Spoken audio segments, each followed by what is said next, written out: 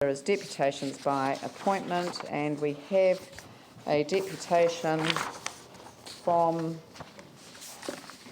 where is it? Gosh, I don't know why that's not written there. Where is it? Oh, yes, it is. So I have a deputation from Colin Stokes regarding item 10, Noble Village Subdivision, and item 10A, reimbursement of costs recommended by Rickett and Wigram Community Board. If Mr Stokes would like to join us, thank you. Thanks very much. My understanding was that Mike Moore was going to make the presentation first. Is that correct or not? No, he's later on in the agenda when we get to the Community Board report itself. Very good. Feel free to sit down if you like. Certainly, no. Thanks very much for that. Can I just request a right of reply to the staff when they get questioned later? I find that with the 10 minutes I get, they quite often get about an hour afterwards to convince the councillors what I've said is not correct, and I never get that chance to reply, and they quite often say things that aren't true. So look, can I just issue just a little bit of a statement here? I mean, I've got a background in central government politics, and what is said within the debating chamber is covered by privilege. Right. What is said in this chamber is not. So I think, can I just urge caution to everyone that be very careful about statements that are made around such matters. I don't have the ability to call you back to the table when we get to the matter on the agenda that you wish to speak to. So if you could make your presentation as broad, but I'm issuing a very clear warning about things that might not be appropriate to say in a public arena. So, yeah, because that protection simply doesn't exist in this environment. Right, so, I'm not after protection. Everything I say will be genuine. I can prove it, so I'm not concerned about those matters. So no, I can't offer you a right of reply, but I can offer you 10 minutes. All right, okay. Thank you very much. Appreciate that. I've had a look through the supplementary agenda here and the staff recommendations to the council from John Higgins and Brent Pizzi, the solicitor. So I'll cover as much of that as I can, but it won't be much because I won't have much time on that. But I'll just put on notice that I don't agree with most of it in there. I'll start with what council staff consider in here as potentially a conflict of interest, and it's something that Councillor Buck raised at a community board meeting as well. I do live in the area. It says at 3.15 of the staff's recommendation that I have a commercial interest in it. I actually live in there. I've lived there for about 10 years. I'm a 1/3 owner of an 8,000 square metre single site in there, which may or may not be able to be subdivided down the track. The developer, Noble, that have done the development so far, they have a contractual obligation to bring a road into us which would allow us to subdivide, but they've reneged on that. So that's the High Court proceedings involved in there. That has got nothing to do with the roads being safe. I'm a resident and I'm a concerned citizen for Christchurch, and the safety of the roads is what I've been bringing to the council for 4 years. On the other hand, the conflict of interest in this is the actual very staff that have brought this review to you. John Higgins and Brent Pizzi have been involved in this from day one. They allowed these dangerous roads to be built without a consent illegally. They're narrow. They've now been proven by an independent safety audit from Dr. Turner that they are significantly and seriously unsafe, causing serious injury and death. John Higgins and Brent Pizzi, as I said, were involved right from the start. They allowed the roads to be built illegally. We alerted to them at the very outset when we noticed the curbs being built too narrow. Ever since then, they have been fighting against the residents to allow these roads to be built, retrospectively consented, non-notified, without any public notification of all of these non-compliances and dangers, and then they have tried to vest these dangerous roads to the council, to the ratepayers. They have every interest in trying to say that they've done nothing wrong all the way through. They shouldn't be handling this matter. They're conflicted. They caused the dangers. Still handling this matter. They are telling you that everything is normal, and it's normal to have all these dangers in roads that they were trying to vest with the ratepayers. I noticed that Councillor Johansson asked some questions to the acting chief executive and to Terry House, the manager. They were actually in the stages of roading at the time these roads were being built. They're conflicted as well. I noticed that the acting chief executive and refuted the fact that the roads were unsafe, so effectively denied Dr. Turner's. So I suggest to the councillors, the elected members, that it's the staff that are conflicted in this. They've created this problem. That you basically just accept that this is a problem. They say at 3.14 of their recommendations to you that it is not correct or plausible that independent people were involved, were coerced to support the position. Well, I'd just like to present a little bit of evidence on that.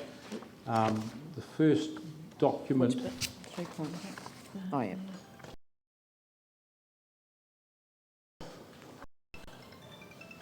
I believe that's fine for me. My apologies. That's all right. It would cost you $5 in the informal meeting. These documents here are documents to so-called independent planners, etc. You'll see the names in these are all addressed to the likes of John Gibson, Sean Ward, John Higgins is in these as well as we go through. I've highlighted them in yellow. Basically, John Gibson, he was advocating for the illegal constructions of the roads. He was then out there getting independent planners to agree what had already happened. So this is just to show you that these are invoices from the independent people to the contact of John Gibson, etc. Traffic engineers and planners there.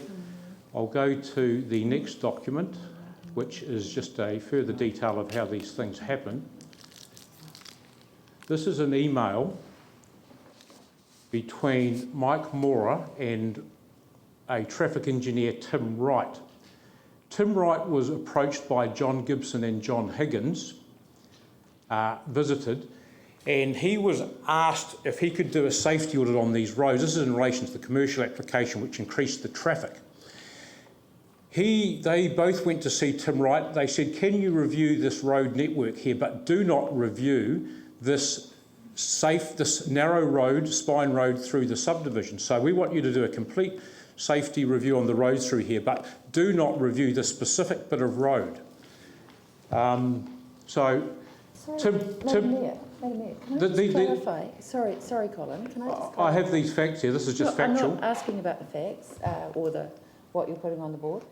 Can I just clarify? Are you speaking to clause 10A, the reimbursement of costs recommendation? I am speaking about what it's cost the residents in the community, yes. Sorry, are you speaking to clause 10? I don't understand the relevance of the question. Can I have this time back? Because this is just distracting me what I'm trying to do here. You absolutely can, but aren't you conflicted in terms of the recommendation of the council is about paying money to you personally? No, I've actually made my an application to make a deputation here as a concerned member of the public. And not in relation to the clause that we're debating today?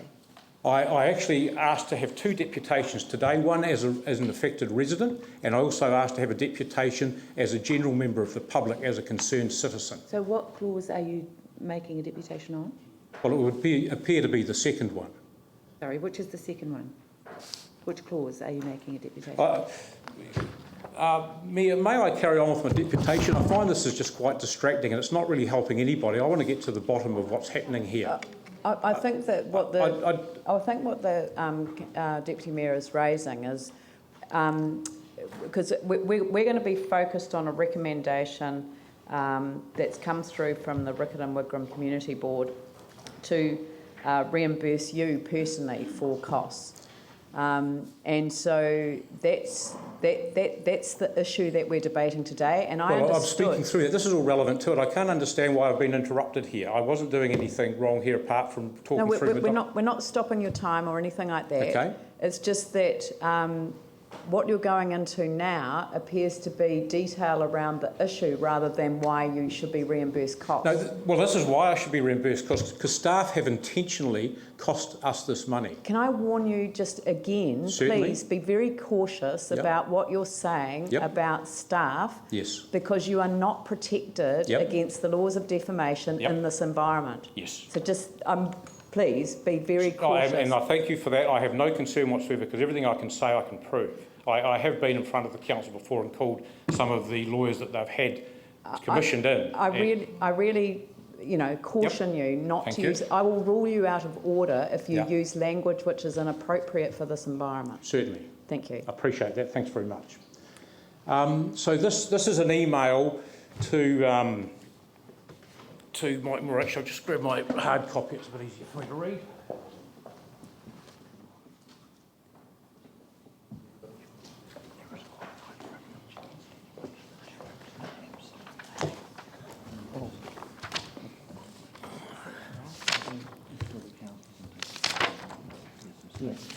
This is an email from Mike Moore to Tim Wright, the traffic engineer, asking who actually engaged him and on what his brief was. Tim Wright tells Mike, "Thanks for your email. We were commissioned by the Environment Policy and Approval Unit. Mel Nash was the planner and my point of contact. But we did have an earlier meeting with both John Higgins and John Gibson, where the scope of my review assessment was agreed." Yes, that would be good, actually. Good, thanks.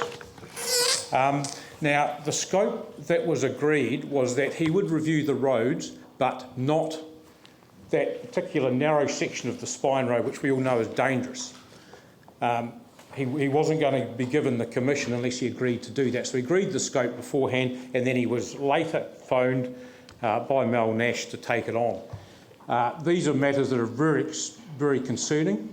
Obviously, if those roads were vested in that dangerous state and it was found that the council had intentionally not reviewed them, and then you've got to remember after this, they actually advised the commissioner that he had reviewed these roads. Now, if people had died on those roads because they weren't safe, the council could, and those staff could potentially be culpably liable, because they knew the roads didn't comply and they made sure that the evidence of the non-compliance didn't come through, specifically by getting the engineer not to review them.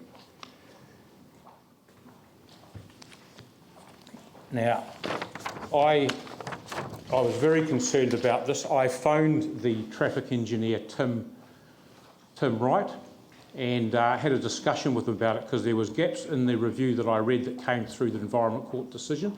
I was very concerned that the specific bit of road had not been reviewed. It just didn't show up in the review at all. What Tim Wright had done, he'd reviewed every road around the commercial application, including an intersection 1 kilometre away, and he'd referred specifically to what they call a rat run, which is a road running to the east of the commercial development, because traffic comes through that to get there, so it creates what they call a rat run. Well, the Spine Road going to the south is a far bigger rat run. It's got a whole lot more traffic on it. There's a whole bigger commercial or residential... Hello, I've lost this up here.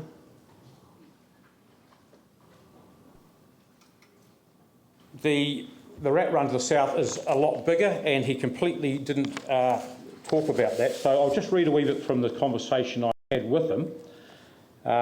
I stated to him, I said, "You've got 7,300 vehicles on an 11.5 metre carriageway, void of cycle lanes, etc. That's obviously concerning to people living in here. I noticed you didn't comment too much further in there, other than to say that the cycle lanes, should be there." Tim Wright responded, "Sure, are you talking about the missing link between Delaware and Delamain? I can't remember, sorry, the subdivision to the south and the commercial area." I said, "Yes, that's right." Tim Wright says, "I was specifically told basically not to go there in terms of the scope that I was able to advise." I says, "Right." He said, "Yep." I said, "So you were told directly? Because it seemed like you were specifically told that from reading it, the review that I'm talking about, because you sort of mentioned it should be there cycle lanes, but then you don't go any further." Tim starts laughing. He says, yeah, you must have read between the lines. Yeah, no, yeah, yeah. I was told specifically to keep my comments only in relation to the subdivision before the commercial part. Well, yeah, right through the commercial part.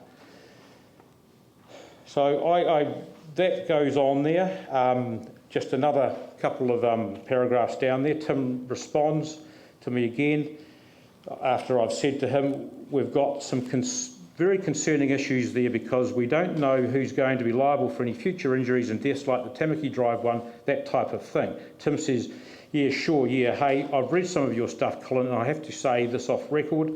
I do agree with a lot of the things you've said, and I was asked, obviously, only to provide advice that I saw fit for the specific area for that specific section of the road through the newly consented commercial development. But I do share your concerns, etc. That is confirmation from Tim Wright that he specifically was told not to review that's dangerous piece of road. So there's a transcript there. And just to confirm what I'm talking about there, this is a Google map of the subdivision, if it comes up there. What we're talking about is that road that's running from the middle top slightly down to the left to the bottom. He's talking about 90% of that road there was not reviewed. The only bit that was reviewed was the little bit at the top, which is Yolders Road at the top, to the first road going off to the right. All the rest of that road going down to where it gets a bit brighter white into Delamain wasn't reviewed. But yet the Commissioner was told it had been reviewed in terms of traffic loads, etc. These are the types of things that I've been fighting for 4 years, which is what has cost the residents and I a lot of money.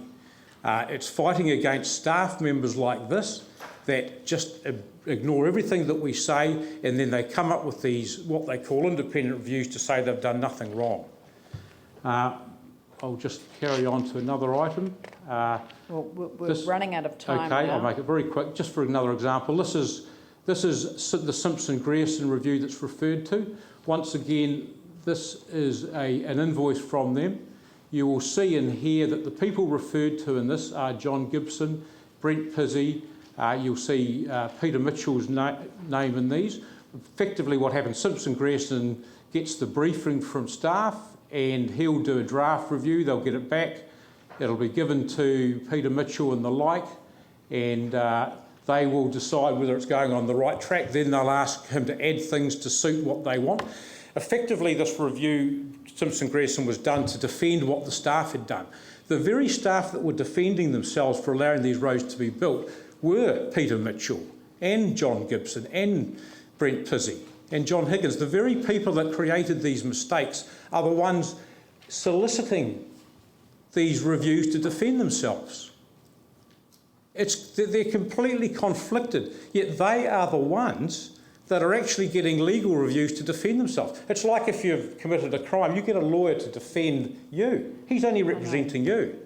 And that's what's happened. So that's why we've got to the situation now where we've got these dangerous roads that Peter Mitchell's told the last council, don't get a safety audit done on these. That's the staff recommendation.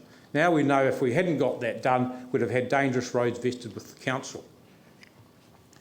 So I think that's probably enough now. Okay, well what I'll just round up then is say, well, as far as the costs go, had the council notified this as they had to under the Resource Management Act, because we're affected parties, dangerous roads that cause death do have adverse effects. We're affected by these. They're trying to close our access off so we drive through these dangerous roads. The council staff refused to bring us into the Resource Management Act process. So we were never parties. It says in here that we were. We are not parties. You're not reimbursing someone that was party to the Resource Management Act. We were denied. We were oppressed from being parties.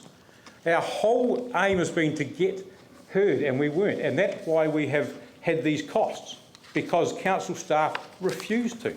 Now, if your vote is to not reimburse the residents that have gone through this whole this terrible experience with the staff, if you vote to not reimburse us, it's a vote to basically tell the staff, spend hundreds of thousands of dollars trying to cover up your mistakes and oppressing the public. So you're, by not voting to reimburse. You're saying what they've done is absolutely right. Do it again.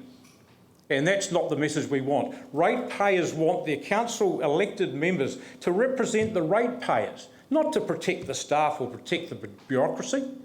You know, if they've done wrong, they need to admit it and fix it. They shouldn't put people like us through this mess for 4 years. It ruins our lives. Thank you, Mr Stokes. Thank you. We'll move on to the next item on the agenda, which is petitions.